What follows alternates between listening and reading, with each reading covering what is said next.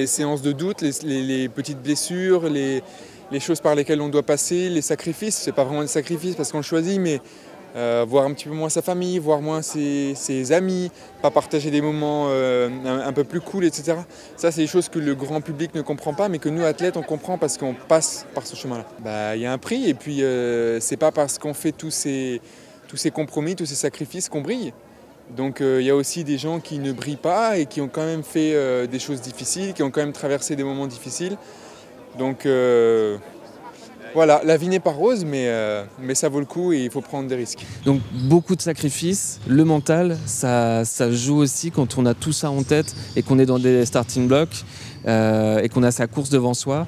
Le mental, il continue de trotter. Ça peut aussi forcément avoir des incidences. Mais quand nous, on regarde en tant que spectateur, on est à milieu de savoir et de comprendre ce qui peut se passer dans la tête d'un sportif.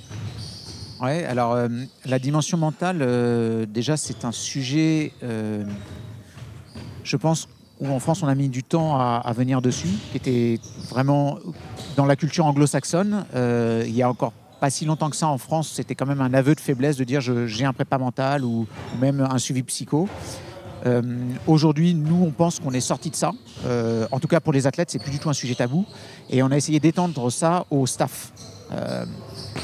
On se rend compte, par exemple, donc on a des laboratoires de recherche, on mène des études sociologiques et on se rend compte que la vie d'un entraîneur de haut niveau, elle est très complexe.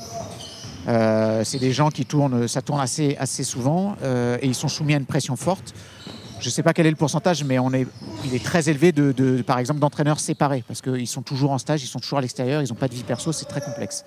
Et donc la question qu'on s'est posée, nous, c'est pour les Jeux, ok, on va accompagner les athlètes, mais vous, staff, est-ce que vous n'avez pas besoin d'un accompagnement pour être au mieux le jour J? Parce que pour nous, ça fait partie de cet environnement à 360. Et donc, en discutant avec les entraîneurs, on a eu plein de demandes qui sont très intéressantes sur la partie mentale, sur le sommeil. En fait, il y a des entraîneurs qui nous disent moi, quand j'ai une compétition qui dure 10 jours avec tous mes athlètes, j'ai du mal à dormir, je suis sous pression. Qu'est-ce que vous pouvez faire pour m'aider? Vous avez des entraîneurs, par exemple en escrime, c'est un sport assez particulier. L'entraîneur, il fait l'entraînement avec la tête.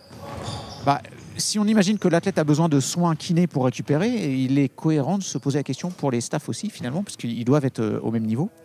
Et donc, si on revient à cette partie mentale, on a tous les cas de figure. En effet, on est à milieu de s'imaginer ce qui se passe dans la tête d'un athlète. Marie-Jo Pérec, qui est venue témoigner sur la piste,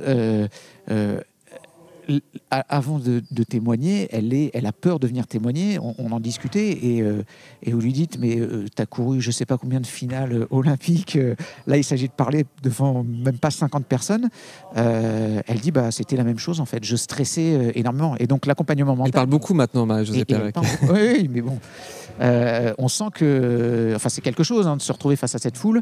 Et donc... et elle disait d'ailleurs lors de l'inauguration de sa piste, puisqu'on peut le dire comme ça maintenant, qu'un jour de compétition, elle entendait par exemple, mais ça pas pour elle mais pour d'autres sportifs, la famille dire j'ai pas les billets, comment je rentre dans le stade, alors que l'athlète est en train de se préparer et que ça court-circuite un peu, ça parasite un peu ce qu'il est en train de penser.